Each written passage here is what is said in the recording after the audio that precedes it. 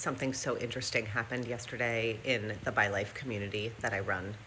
We were finishing up our group, and I was sharing how I had always thought I was going to have another life when I was married to a man. It was in my mind. It was a story I told myself. I didn't really know what it meant, but my husband of the time was 16 years older than me, and I just felt like at some point in my life, I will have a different life, which had to do with the fact that the life I was living was not satisfying to me.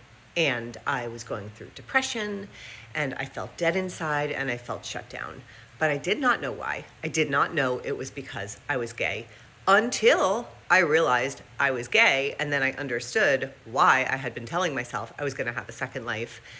And along with that was having these kind of negative thoughts that just kept going through my mind of like, something's going to happen to him, and I'm going to end up having a second life, which is not the kind of thought you want going through your head. It does not make you feel good about yourself. So as I was revealing this to my community, all the women were on the screen, and one by one, they each started to raise their hand and say they too have thought that.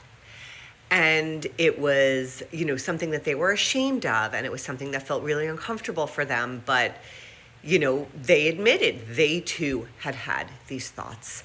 And then I said to them, this is because of the oppressive systems that affect women. This is why we went to that place, because we felt so imprisoned by what society expects of us and how we're supposed to show up and we're supposed to be, and we're supposed to keep our marriage forever, to keep everybody around us happy, right? That we are holding all of this, and all we want is freaking freedom. Like, that's all we want. But the only way we can imagine actually getting it is if our partner no longer exists. And whatever ways your mind contorts that to happen, that is what we imagine or fantasize about, and then feel terrible about ourselves about.